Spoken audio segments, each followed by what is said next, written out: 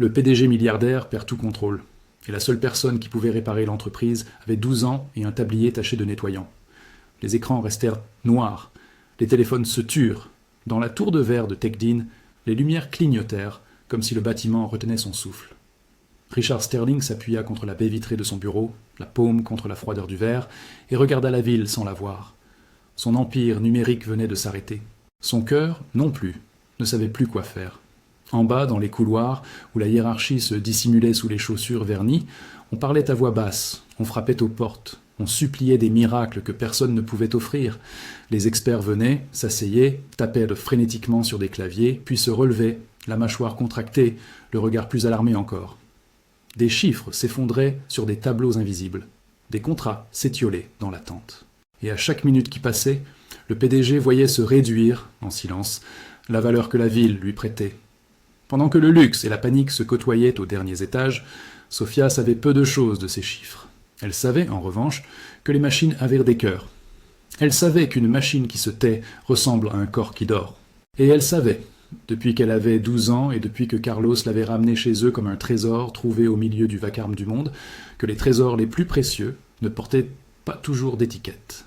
Carlos Mendoza nettoyait les étages de Techdin depuis 13 ans.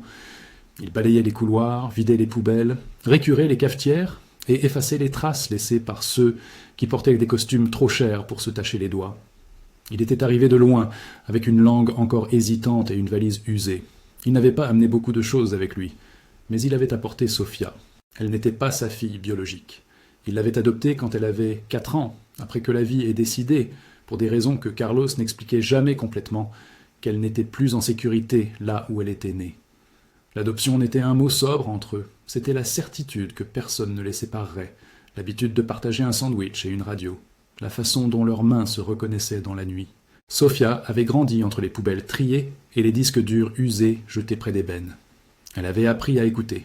Elle avait appris à regarder les petites choses, un mot maladroit sur une feuille, le tremblement d'une main lorsqu'un nom revenait, la manière dont un directeur fuyait les regards quand il voulait cacher une vérité. Sa chambre était petite, couverte de posters décollés sur les bords, de schémas griffonnés, de piles de manuels empruntés à la bibliothèque. Les autres enfants du quartier rêvaient d'équipes de sport et de concerts. Sophia rêvait de comprendre comment les systèmes entraient en relation entre eux, comment les messages se glissaient d'une machine à l'autre. Ce matin-là, elle accompagna son père jusqu'à la grande porte métallique de Techdin. Carlos lui donna un baiser sur la tempe, comme il le faisait toujours avant une longue journée. Il lissa le col de son manteau, inspira et lui dit, en espagnol, la même phrase qu'il répétait depuis des années. « Sois prudente, mi niña. On reconnaît la courageuse, mais on la protège aussi. » Elle répondit par un sourire que personne ne remarqua, et descendit l'escalier qui menait à l'atelier, où elle aidait parfois à balayer. La tour dominait le quartier comme une mer de verre. À l'intérieur, les étages résonnaient différemment selon l'heure. Le matin, les couloirs bruissaient d'une agitation studieuse. À midi, on parlait d'ego. Le soir, on traquait les bénéfices. Mais ce jour-là, au milieu de la matinée, quelque chose cliqueta hors des habitudes. Un écran de tableau de bord tomba. Un panneau lumineux passa du vert au rouge. Le message qu'on lisait en haut des murs de contrôle n'afficha rien d'intelligible à première vue. Il affichait un silence. Dans la salle du conseil, Richard Sterling sentit la panique monter comme un liquide chaud. Il s'entoura d'experts. David Chen, responsable des opérations, Sarah Williams, directrice de la sécurité, et Marcus Thompson, le directeur technique, admiré pour son esprit vindicatif et craint pour son ambition. Marcus avait ce genre de sourire qui calcule. Il parlait peu des émotions des autres et beaucoup de son propre plan. Il avait des idées tranchantes. Parfois, il laissait tomber une phrase qui sonnait comme un verdict. On croyait en lui parce qu'il savait jongler avec des chiffres et des schémas et qu'il parlait fort quand il fallait donner des ordres. Mais il avait aussi des opinions qui faisaient grincer certaines personnes. Il croyait, sans mettre d'excuses autour, que certains étaient interchangeables, qu'on pouvait remplacer des vies par des procédures. C'était un détail qu'il laissait glisser dans des conversations comme s'il s'agissait d'une statistique. « Nous avons une attaque interne », dit Sarah, sans détour. Sa voix n'était pas hystérique, elle était froide, nette. Les mots roulèrent comme des pierres dans la salle. Richard sentit un froid gagner l'auditoire. Une attaque interne signifiait trahison. Une trahison qui venait de la maison. Les techniciens se succédèrent pour tenter de redémarrer. Ils parlaient d'isoler des modules, de restaurer des sauvegardes, d'évaluer des points de défaillance. Plus ils parlaient, plus leur visage s'assombrissaient. Chaque tentative échouait. Les procédures habituelles rencontrèrent des verrouillages inexplicables, comme si quelqu'un, à l'intérieur, avait noué un ruban autour de la mécanique et l'avait serré. Dehors, la rumeur monta. Les actions chutèrent. Les camions de presse se garèrent devant l'entrée principale. Les employés, qui le matin même avaient pris leur café en affirmant que leur société ne pouvait faillite, restèrent cloués, parlant bas. Les cadres superposaient les scénarios. Panne technique, sabotage, erreur humaine. Tous cherchèrent un visage. Sophia, qui passait par les étages pour aider son père à retirer quelques sacs poubelles, sentit le changement dans l'air. Elle n'avait pas la carte d'un ingénieur, mais elle avait des habitudes d'observation. Les visages, les gestes, les papiers laissés sur un bureau. Sur un des chariots abandonnés, elle aperçut un dossier entre 2 gobelets à café, dont une page dépassait. Son regard s'arrêta sur un mot griffonné en marge, une phrase répétée plus loin dans un courriel pris au hasard, la manière dont un plan après plan, se construisait en silence. Un détail revint à plusieurs reprises. Une expression, un nom, une faute d'orthographe particulière. Les choses qui se répètent, Sophia le savait, cachent souvent une intention. Les cadres ne la voyaient pas. Ce n'était pas du mépris, c'était la logique des tours de verre. Ils n'avaient pas le temps de regarder ceux qui faisaient le balayage. Les invisibles passent inaperçus parce qu'on a décidé qu'ils n'avaient pas d'importance pour la beauté des chiffres. À Sophia, cela donnait une liberté.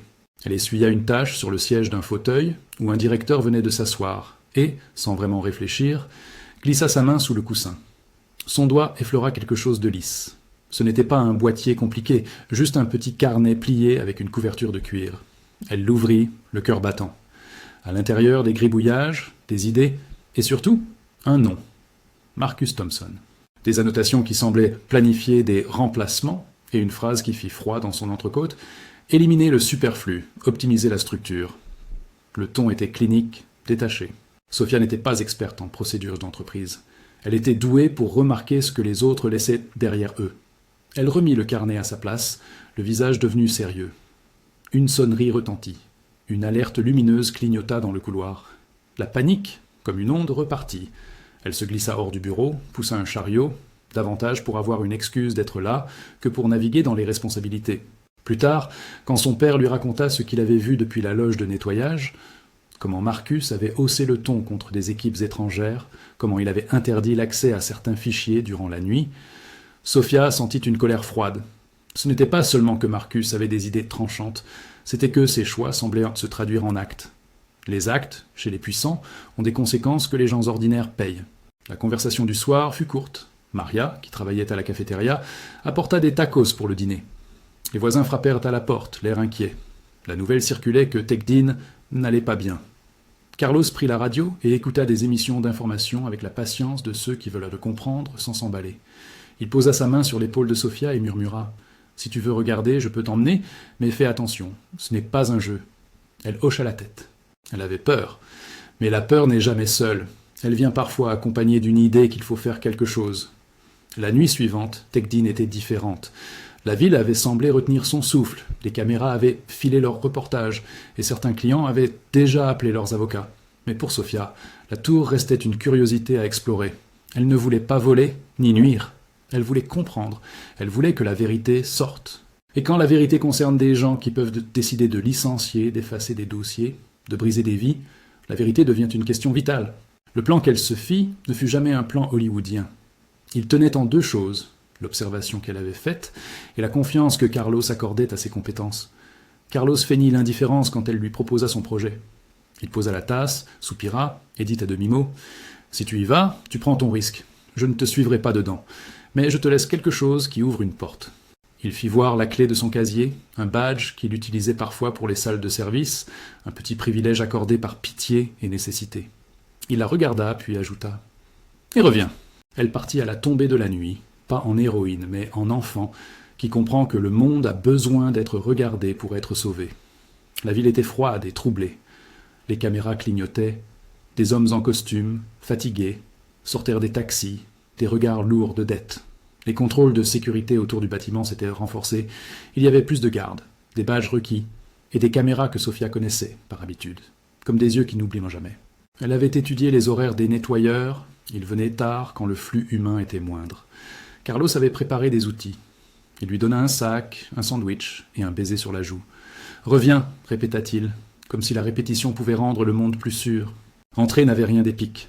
La porte latérale s'ouvrit, un couloir d'entretien s'offrit à elle, puis des escaliers, puis la porte du sous-sol où vrombissaient d'anciens serveurs. L'endroit sentait l'huile et le froid métallique. Les salles techniques dégagent toujours une odeur de machine, comme une respiration profonde et mécanique. Les basses d'un ventilateur formaient un chant monotone. Les lumières étaient basses, entrecoupées par des diodes. Sophia se sentit minuscule dans ces allées d'ombres et de lumière. Elle avança selon la logique de l'observation. Si quelque chose a disparu, il faut chercher où on ne regarde pas. Les coffres furent fermés, les armoires verrouillées, mais les traces d'une présence récente subsistaient. Elle glissa sur un sol humide, posa ses mains sur une console éteinte et sentit la vibration faible du monde. Elle parcourut des dossiers, saisit un carnet laissé sur une étagère et trouva des mots. Les mots formaient une trame. Il y avait, parmi les notes, une série d'emails imprimés.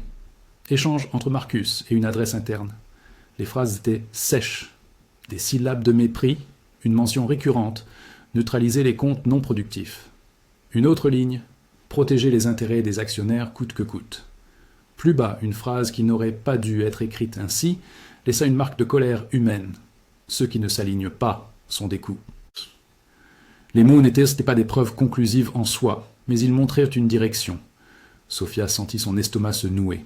S'il y avait un plan pour effacer des vies de la base de données, ça pouvait détruire des contrats, mais surtout, ça pouvait détruire des personnes. Elle ramassa une feuille où figurait une signature numérique, une manière de co-signer un module de travail. Les signatures avaient l'air d'un simple trait d'union sur une feuille, mais dans ce carnet, elles revenaient, encore et encore, collées à des décisions. Le même nom, Marcus Thompson, apparaissait. La répétition était un motif. Le motif devint preuve, dans l'esprit d'une fille qui avait appris à lire les répétitions. À mi-chemin de sa fouille, elle entendit une porte s'ouvrir au-dessus d'elle. Un bruit net, des pas. Elle se figea. Son cœur tambourina. Elle se glissa derrière une rangée de serveurs comme une ombre, serrant le carnet contre sa poitrine. Les cheveux de la nuque lui dressèrent une pointe. Elle retint son souffle. Parfois, les invisibles apprennent à mieux se cacher que ceux qui ont tout à perdre. Un homme passa, le pas lourd, la voix basse au téléphone. Ce n'était pas un garde. C'était Marcus qui descendait, enveloppé d'une colère sourde. Il parlait d'un planning, d'une fuite, de personnes qui sapent l'effort. Sa voix était calme, mais on y sentait le ton d'un homme qui garde un couteau dans sa poche. Il s'arrêta à la console, inscrit les lieux, et ses yeux tombèrent, lentement, sur la chaise renversée. Un stylo sur le sol, un paquet déplacé. Les petits signes d'une présence. Il fronça les sourcils. La caméra au plafond aussitôt captura un angle. Marcus plissa les lèvres et murmura quelque chose que Sophia n'entendit pas. Elle resta un instant, tremblante, espérant qu'il ne remonterait pas vers elle. Puis, quand il continua sa progression et qu'on entendit ses pas s'éloigner, elle sortit de sa cachette, ferme comme une petite voleuse de vérité. Son ventre était tendu. Elle sut que le risque avait augmenté. Quelqu'un savait désormais que la salle avait été visitée. Quelqu'un savait désormais qu'on pouvait fouiller. Avant de partir, elle prit ce qu'elle pouvait sans en faire trop. Un feuillet, des photos imprimées, un petit carnet. Elle prit aussi, avec le calme d'une personne qui sait où se situe la justice, une photo d'un courriel où Marcus écrivait que certains employés pouvaient être gérés moins délicatement. La phrase seule ne soutient pas une arrestation. Mais accumulée aux autres indices, elle dessinait une main. Elle glissa hors du bâtiment par la même porte qui l'avait accueillie. L'air nocturne la mordit, mais elle sourit faiblement. Elle n'était pas une héroïne qui se tenait sous un projecteur, elle était une fille qui gardait des preuves dans sa poche. Elle savait qu'il lui faudrait quelqu'un pour croire ces preuves, et elle savait que ce quelqu'un ne serait pas facile à trouver. Au matin, Tegdin restait une ville en beffroi. Les réparations partielles n'avaient pas suffi. Les journalistes demandèrent des visages. Richard Sterling demanda des explications. Marcus fit comme si de rien n'était, mais ses sourcils trahissaient une nervosité à peine contenue. Les soupçons couraient en murmurant. Sophia se tenait sur le trottoir, observant le balai des voitures. Elle était petite dans ce monde de grandes décisions. Mais elle avait désormais un dossier. Elle donna les feuilles à Carlos, qui les lut avec les mains qui avaient nettoyé tant d'escaliers d'entreprise. Sa mâchoire se resserra. Il posa le carnet sur la table, regarda sa fille adoptive et dit d'une voix basse « Tu as fait quelque chose de grave, mais parfois, grave est ce qu'il faut. » Sophia ne savait pas encore comment transformer ses feuilles en justice. Elle savait seulement qu'il y avait une distance entre savoir et être entendu. Dans les cafés, elle entendait des conversations sur le désastre. Sur les plateaux, des analystes parlaient de pertes. Personne ne parlait de la peur d'un employé qui verrait sa fiche disparaître sans préavis. Personne ne parlait de la façon dont un nom peut signifier une famille qui compte sur un salaire précis. Elle décida qu'elle demanderait la parole. Elle irait au cœur de la réunion d'urgence. Elle présenterait ce qu'elle avait trouvé. Il fallait trouver une scène publique. Les cadres se réfugieraient dans leur tour. Ils dépendèrent de la visibilité pour survivre. Une révélation en pleine lumière pourrait forcer une réponse. Mais elle se rendit rapidement compte que la lumière pouvait aussi brûler. Pour qu'une voix soit crue dans une salle de direction, il fallait une forme de légitimité.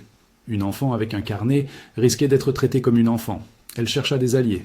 Sarah Williams lui sembla la plus proche d'une personne qui voudrait entendre, la directrice de la sécurité qui, quelques jours auparavant, avait plaidé pour des procédures humaines. David Chen, en revanche, semblait épuisé, assis à son bureau comme un homme qui porte le poids des résultats.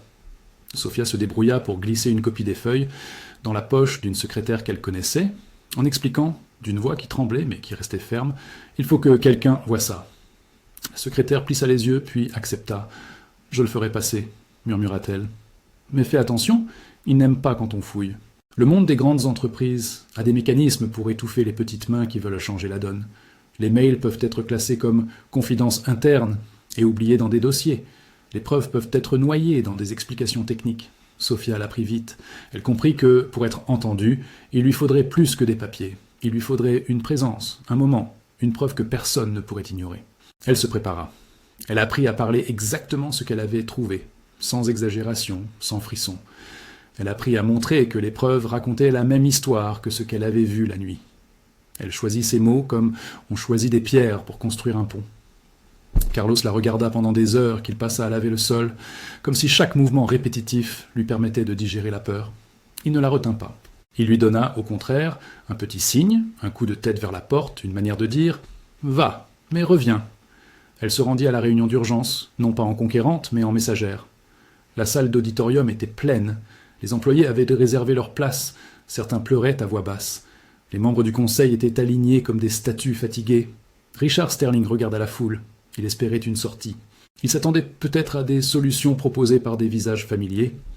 À la place, on lui offrit une gamine calme qui posa des feuilles sur une table. Le murmure monta. Les regards se braquèrent. Qui était-elle pour briser la hiérarchie ? Sarah lutta entre la procédure et la conviction, puis fit signe que Sophia pouvait parler. Une petite pause. Tout le monde regarda. Sophia posa ses feuilles. Elle respira. Elle n'avait pas besoin de crier pour être entendue. Elle parla comme lors d'une lecture à la bibliothèque où l'on attend qu'on raconte la vérité. Elle expliqua ce qu'elle avait vu, lentement, sans complaisance et sans panique. Elle désigna des phrases, des signatures, des motifs. Elle dit le nom qui revenait. Elle prononça Marcus Thompson. Un choc parcourut la salle. Le nom, pour certains, résonna comme une hypothèse, pour d'autres, comme une accusation. Marcus resta immobile. Son visage demeura lisse. Sa mâchoire, pourtant, se contracta imperceptiblement. Il se leva, il demanda calmement des précisions. Il se pressenta comme un homme incompris. « Il y a des erreurs, dit-il. Des impressions mal faites. Un moment inopportun peut donner l'illusion d'un plan. » Mais les mots de l'enfant se répandirent comme de l'encre. Certaines personnes quittèrent la salle, pressèrent leur téléphone contre l'oreille, d'autres regardèrent dans les feuilles. Sarah fit mine de conserver le calme et promit une vérification immédiate. Les regards se tournèrent vers Marcus. Ses mains se croisaient derrière son dos. On pouvait voir, dans le pli de sa chemise, l'attention d'un homme dont le contrôle vacille. Alors que la réunion se transformait en une scène de contestation feutrée, Sophia sentit quelque chose d'autre. Une humidité sur sa peau comme si l'air lui prédisait une tempête. Ce n'était pas seulement que la vérité venait de se dire, c'était que la vérité venait d'être mise en lumière et que certains ne l'accepteraient pas. Quand elle quitta la salle, le regard de Marcus la frappa et elle sut qu'il la savait responsable de la fuite de l'information. Mais comment l'attaquer maintenant ? Il n'avait pas de preuves tangibles contre elle. Il n'avait qu'une conviction, une rage froide. Elle sentit la menace. Parfois, les hommes d'un certain monde se vengent avec des mots, puis avec des procédures, puis avec des moyens plus durs. La nuit retomba sur la ville. Sophia rentra avec Carlos, qui ne posa aucune question insistante. Il avait appris à se fier à ses gestes. Il posa une main sur le sac, où était la copie de ses feuilles, et dit simplement « Nous avons commencé quelque chose de grand, mais les grandes choses demandent du courage, pas uniquement de l'audace. » Elle s'endormit cette nuit-là avec l'image de Marcus qui regardait ses feuilles, comme un homme qui voit sa propre silhouette se refléter dans un miroir brisé. Elle savait que l'attaque n'était pas terminée, et elle savait aussi qu'elle n'était plus seule dans cet acte. Au petit matin, un détail se produisit qui fit frissonner Sophia. Une rançon symbolique, un aviso dans la boîte de réception du service maintenance, une demande anonyme pour vérifier la salle technique, signée pour la sécurité de l'entreprise. Les services firent une ronde, braquèrent leurs lampes sur des coins, mais ne dirent rien. Marcus, de son côté, fit circuler une note interne demandant une revue complète des accès. Les caméras furent revues, les logs furent consultés. Quelqu'un murmura qu'il y avait eu une intrusion. Et dans la cascade d'actions, on sentit la colère d'un homme qui se s'est blessé. Sophia sentit que la partie suivante serait plus dangereuse. Marcus n'était pas un homme qui accepterait une accusation sans tenter de l'étouffer. Et s'il ne l'étouffait pas, il pourrait tenter de désamorcer la source. Elle décida qu'il fallait mettre encore plus de preuves en lumière, des preuves que personne ne pourrait remettre en question. Elle voulait des documents, des enregistrements, quelque chose qui traverserait les défenses d'un homme prudent. Pour cela, elle dut revenir. Elle savait que revenir signifiait se mettre à nouveau en péril. Mais la vérité, pensa-t-elle, n'est pas quelque chose qui se laisse déterrer une seule fois. Elle est une graine qu'il faut arroser, encore et encore, jusqu'à ce qu'elle pousse à la vue de tous. La nuit suivante, elle se glissa à nouveau. Les couloirs étaient plus peuplés d'hommes en veste sombre. Les contrôles d'accès semblaient plus stricts. Elle se colla aux ombres, comme un animal qui connaît les failles des murs. Cette fois, elle ne se contenta pas de lire des feuilles.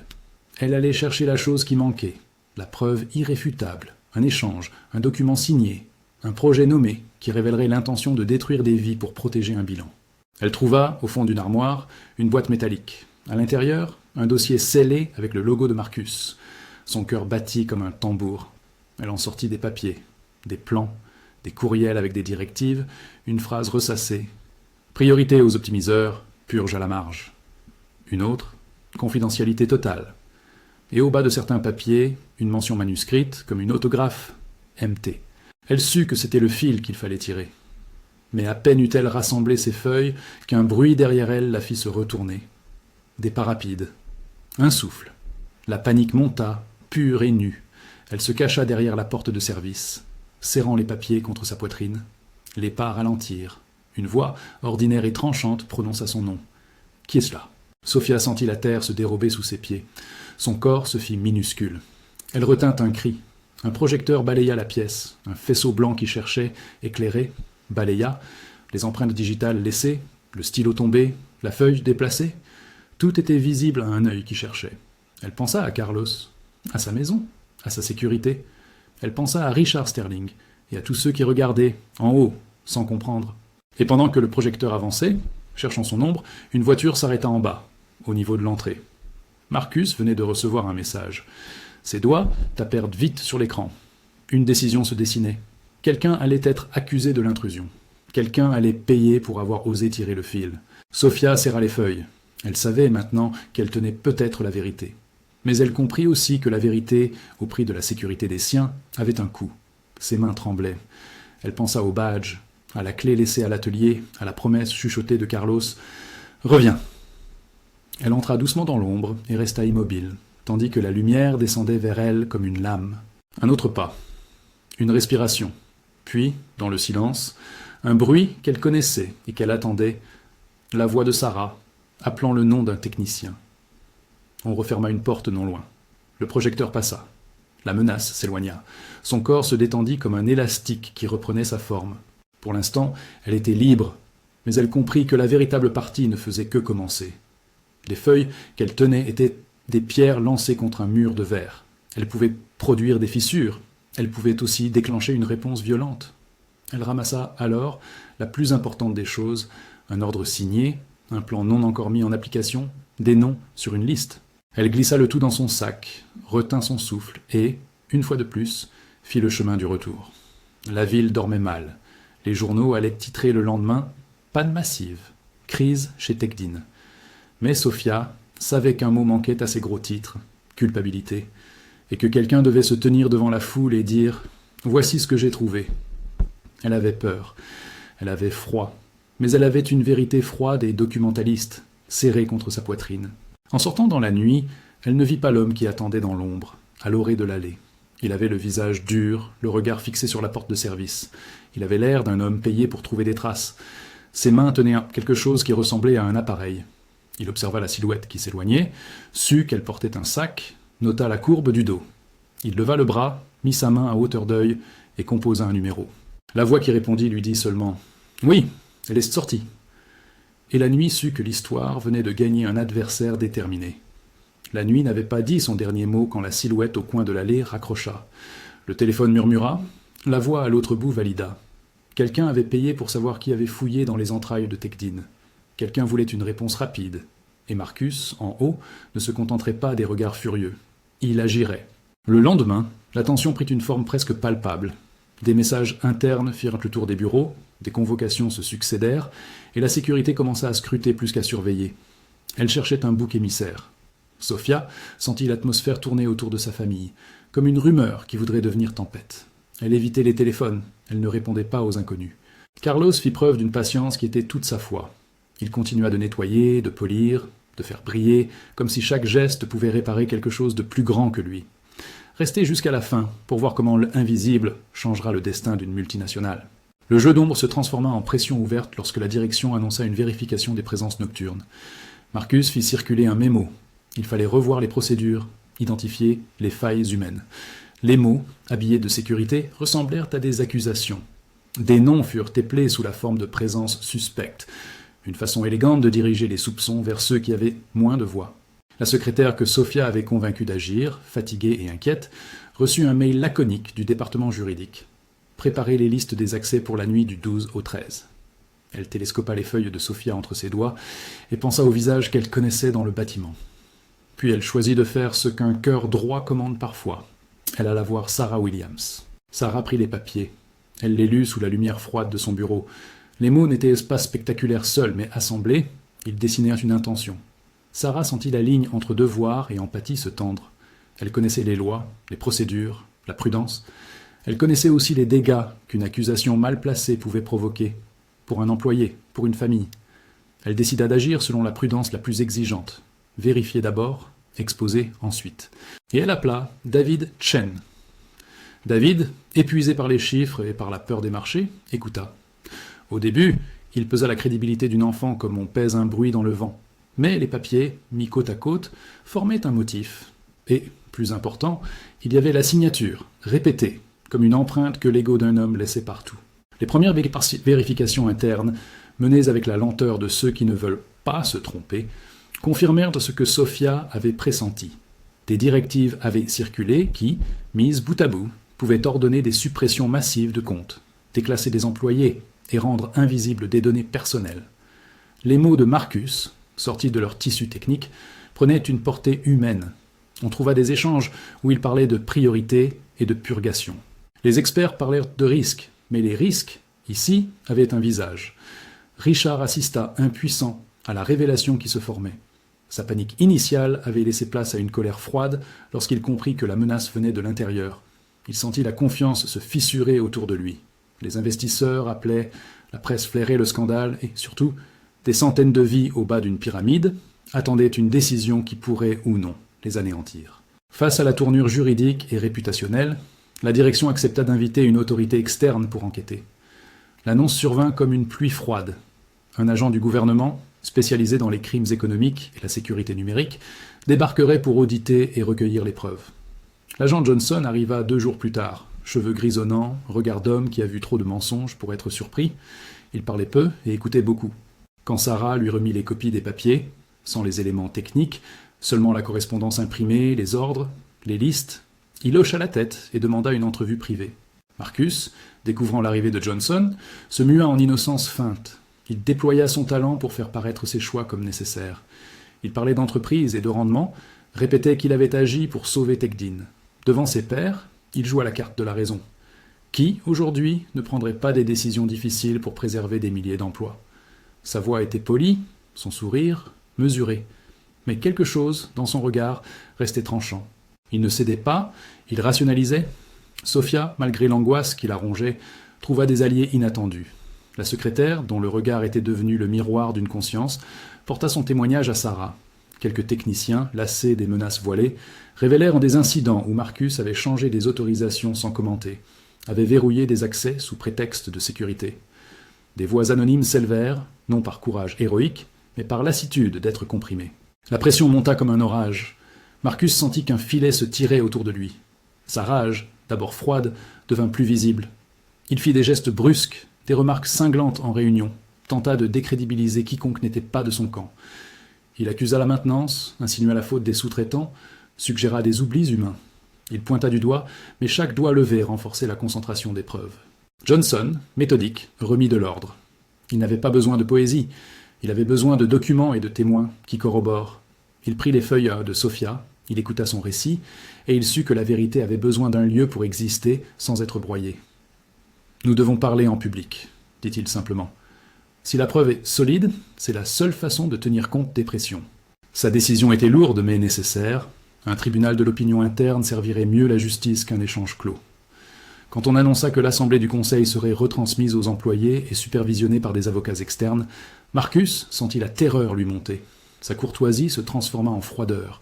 Il comprit que, s'il était pris, la chute serait publique, irréversible. Il commença à travailler ses défenses. Il chercha à acheter temps et apparence. Le jour de la réunion d'urgence qui suivit, la salle d'auditorium était plus pleine qu'avant. Il y avait de l'électricité dans l'air. Les employés voulaient des réponses, le conseil, des assurances, les journalistes, des images. Sophia entra, petite, le sac contenant ses feuilles serré contre elle comme un coffre de trésors. Carlos, resté à l'extérieur, attendait comme un père qui sent une mère s'approcher. Impuissant mais confiant. Sarah prit la parole pour exposer la chronologie.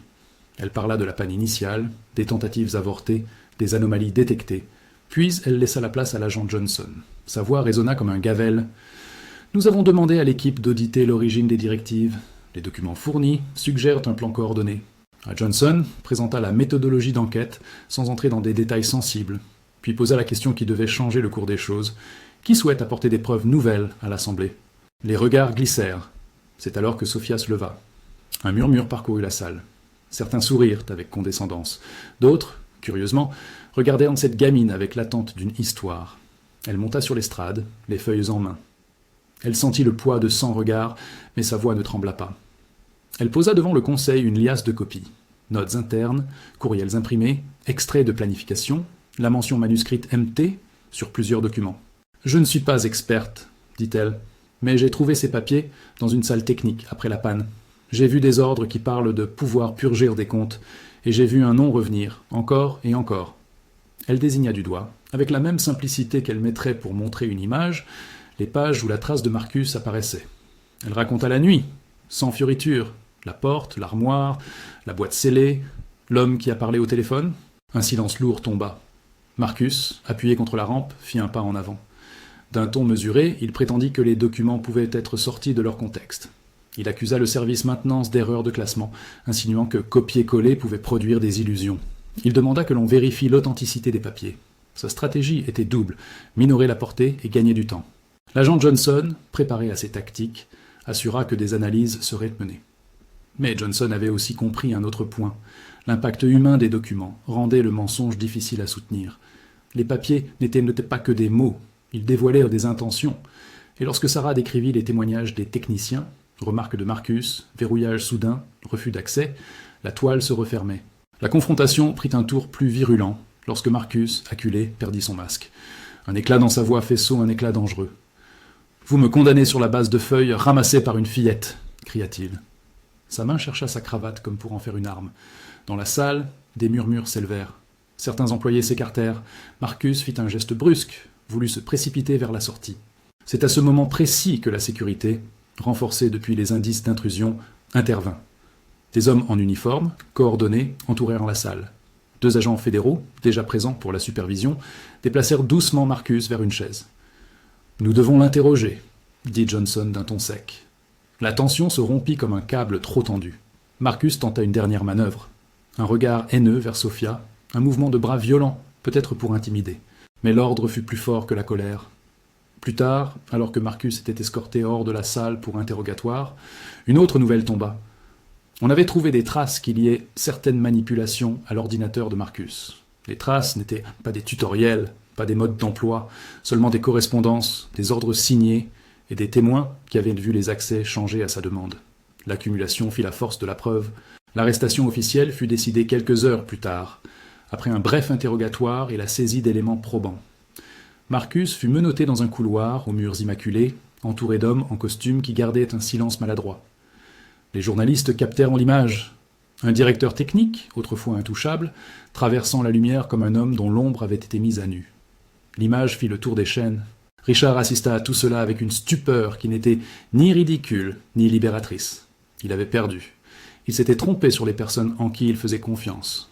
Son empire glissait, non pas parce que la technologie avait failli, mais parce que l'éthique humaine avait été court-circuitée. Plus tard, dans son bureau, il resta longtemps à regarder la ville, les mains lourdes. Quand il descendit pour trouver Sophia, il dit, d'une voix qui cherchait à réparer, « Je me suis trompé. Nous avons échoué à écouter. » Il prit la main de la fillette adoptive comme on prend la main d'un navire qui a trouvé son phare, avec une gratitude profonde. « Tu as sauvé ce que nous ne savions pas défendre. Je te dois plus que des remerciements. » L'enquête officielle continua. Marcus fut inculpé pour abus de pouvoir et sabotage interne. Les procureurs insistèrent sur la volonté de nuire à des employés et de manipuler des systèmes pour couvrir des décisions au détriment de personnes réelles. Les conséquences juridiques furent lourdes. Procédure, amende et la promesse d'une transparence renforcée pour TechDean. Les clients réévaluèrent leur confiance, les contrats furent renégociés et la société entama un plan de réparation non seulement technique, mais humain. La réparation prit plusieurs formes. TechDean lança un programme de revue des pratiques internes, embaucha des auditeurs indépendants et mit en place des mécanismes de signalement anonymes pour protéger ceux qui travaillent dans l'ombre. Richard proclama publiquement qu'il ouvrirait une fondation pour aider les employés affectés par la purge projetée, pour financer des formations et pour offrir des bourses aux familles qui auraient pu être victimes d'une suppression de données. Pour Carlos et Sophia, les changements furent plus personnels. Richard, publiquement honteux mais sincère, offrit à Carlos un rôle stable dans l'entreprise, manager des opérations de nettoyage et logistique, avec un salaire digne et des responsabilités qui valorisaient son travail. C'était un geste symbolique et concret, la reconnaissance d'un travail longtemps considéré invisible. Sophia, elle, reçut une proposition qu'elle n'aurait pas imaginée dans ses rêves de bibliothèque et de menus ordinateurs abandonnés. Une fondation, créée par le Conseil sous la pression publique, proposa une bourse d'études et un mentorat en sécurité informatique éthique, encadré par des universitaires et des professionnels, choisis pour leur intégrité. On lui offrit aussi une place de consultante junior, non pour qu'elle répare seule, mais pour qu'on entende sa façon de questionner et son talent d'observation. On lui promit des études, des voyages et des possibilités de grandir en paix, entouré non d'exploiteurs, mais de tuteurs. L'épuration morale de TechDean eut des répercussions. Les marchés se calmèrent quand la transparence s'instaura et les employés qui craignaient une purge furent rassurés par des audits externes et des indemnisations. Les familles dont les noms avaient été menacés se virent proposer un accompagnement juridique et une aide financière temporaire, le temps que la société renouvelle sa politique de RH et répare les dégâts. La ville, qui avait suivi l'affaire comme une rumeur gigantesque, vit une leçon. Les journaux, qui avaient d'abord cherché la sensation, publièrent des portraits de gens comme Carlos, des hommes et des femmes qui tiennent les tours debout par leur labeur quotidien. Des voix s'élevèrent pour dire que la dignité du travail ne se chiffre pas seulement en action ou en profit. Des discussions publiques commencèrent sur l'importance des processus humains au cœur des systèmes automatisés. Les jours qui suivirent furent pleins d'une douce normalité pour la petite famille. Carlos prit un café au soleil avec des collègues qui le saluaient différemment désormais, avec respect. Maria organisa une fête modeste, invitant voisins et amis. On accola sur le frigo des cartes d'encouragement, des offres de stage, et même une lettre signée par des employés qui avaient autrefois ignoré leur présence. Sophia, assise à la table de la cuisine, ouvrit une enveloppe contenant la lettre officielle de la bourse. Elle lut les mots à voix haute, et puis elle pleura, silencieuse, non de peur, mais de soulagement. Le soir de la petite fête, Richard fit un geste que personne n'attendait. Il vint apporter lui-même un gâteau, maladroit et sincère, pour remercier la famille qui avait aidé TechDean sans jamais demander quoi que ce soit. Les flashs des photographes n'étaient pas là, c'était privé, simple. Il s'asseyit, regarda Carlos et Sophia et dit « Vous nous avez rappelé qui nous sommes. Merci. » Carlos se contenta de sourire, comme un homme qui sait que les mots sont parfois trop lourds pour être expliqués. Sophia, toujours curieuse, continua d'apprendre. Elle ne devint pas une super-héroïne du code. Elle devint une étudiante appliquée, une observatrice rigoureuse, une voix qui savait dire la vérité sans crier. Son rôle officiel de consultante junior était modeste mais symbolique. Un pont entre ceux qui codent des systèmes et ceux qui vivent avec leurs conséquences. Sa présence changea la culture locale, doucement. On prit l'habitude d'écouter davantage les équipes de première ligne. Marcus, de son côté, fit face aux conséquences. Le procès révéla des éléments accablants et permit à bien des employés de raconter comment leur vie avait été mise en danger par des décisions prises dans le secret. Les juges rendirent une sentence qui mêlait peine et réparation. une condamnation pénale, des amendes, et l'obligation de contribuer à un programme de formation pour dirigeants sur l'éthique du pouvoir. Ce ne fut pas une libération pour tous ceux qui avaient souffert, mais ce fut une réponse qui montra que la loi peut tenir face à l'arrogance. Tech Dean, après la tourmente, se transforma. Les salons du pouvoir, un temps rempli de certitudes, s'ouvrirent à des voix qu'on avait longtemps traitées comme accessoires. Une nouvelle politique interne imposa la présence d'un comité social dans les décisions qui pouvaient affecter la main-d'œuvre. Les recrutements prirent en compte la diversité d'expériences, y compris la dignité des métiers, qui n'avaient pas l'éclat des titres. La transparence devint lentement une habitude. Les petites victoires personnelles s'additionnèrent aux grands changements institutionnels. Carlos put se permettre de réparer le vieux radiateur chez lui, d'acheter un vêtement neuf à Maria, d'envoyer Sofia en voyage scolaire qu'ils avaient toujours cru inaccessible. Sofia, quant à elle, commença à écrire un petit carnet, non pour rassembler preuves, mais pour noter les rencontres, les idées, les conversations qui, autrefois, passaient inaperçues. Elle savait que l'attention soigne des blessures. Le dernier soir de l'histoire, la famille se retrouva autour d'une table simple. Il y avait des rires moins retenus, une assurance nouvelle dans les gestes. Sofia posa sa main sur la table, ressentit le bois chaud et pensa au bâtiment de verre qui, un temps, l'avait vu comme une poussière. Elle pensa à l'homme arrêté, au PDG qui avait su se confesser, et à l'agent Johnson dont la fermeté avait permis que la justice passe. Il y eut du chagrin aussi, des carrières brisées, des mensonges amers, mais il y eut surtout une conviction, profonde et calme. Être vu pour certains change tout. Avant de se coucher, Carlos prit la vieille radio, enleva la poussière et la mit à jouer une chanson qu'ils avaient dansée une fois, dans une cuisine trop petite pour le monde. Sofia se souvint de ces années passées à toucher des disques durs abandonnés, à rêver devant des écrans éteints. Maintenant, les écrans parlaient à nouveau, mais avec un sens nouveau. Ils signifiaient des vies, pas seulement des chiffres. Elle sourit et sa main rencontra celle de son père adoptif. Le lendemain, Tech Dean annonça publiquement des mesures pour protéger ses employés et renforcer l'éthique numérique. Richard prononça un discours sobre. Il remercia ceux qui avaient dénoncé les malversations, reconnu ses erreurs et s'engagea à faire mieux. Les mots furent simples, sans fanfare. Ils furent suivis d'actions concrètes. Cela ne répara pas le passé immédiatement, mais ce fut un début. Dans les semaines et les mois qui suivirent, l'histoire de Sofia circula comme un rappel. Elle ne devint pas une célébrité, pas vraiment. Elle resta la fille adoptive d'un homme qui nettoyait les étages d'une tour. Mais ceux qui l'avaient connue virent sa présence comme une leçon. La dignité ne se mesure pas au titre. Ils se souvinrent de la nuit où une enfant avait pris un carnet et, par son courage, avait forcé un regard.